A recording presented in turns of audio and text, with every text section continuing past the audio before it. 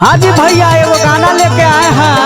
ये गाना को जरूर आप लोग सुनिए और नीतीश सरकार तक जरूर पहुंचाएं, ताकि जितना भी बिहार में बेटी लोग के हत्या हो रहा है इस पर कोई विचार नहीं कर रहे हैं। तो आप लोग जरूर सुनिए और चैनल को सब्सक्राइब कीजिए।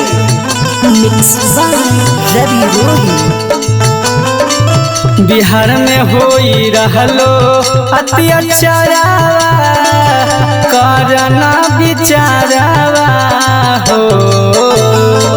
बिहार में होई रहलो अत्याचारवा करना विचारवा हो। मुजफ्फरपुर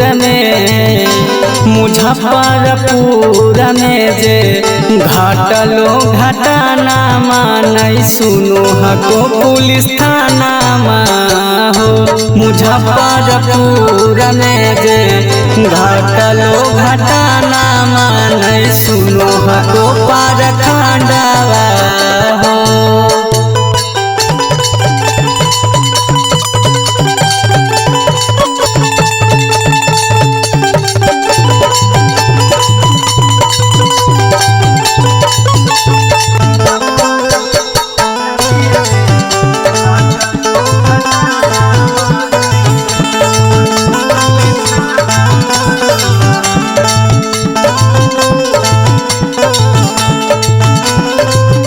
बिहार के सब बेटियन के कर रहलो सत्यानाश जी।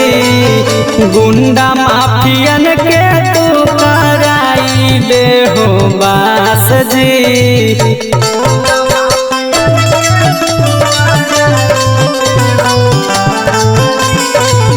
बिहार के सब बेटियन के कर रहलो सत्यानाश जी। गुंडा माफियन के तू कराई दे हो बास जी। कर तू शासन सुन नीतीश जी, नाता बर्बाद हो जैतो। कर तू शासन सुन नीतीश जी, नाता बर्बाद हो जैतो। मुजफ्फरपुर में जे घटलो घटना मानई सुनो हको पुलिस थाना हो। मुजफ्फरपुर में जे घटलो घटना मानई सुनो हको पारखंडवा हो।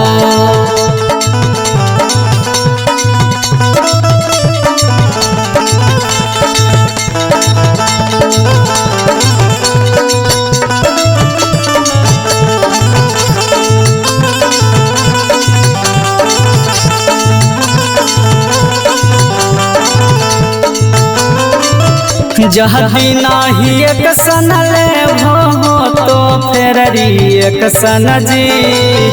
पूरा हम बिहार में ना होवे देबो एक सन जी।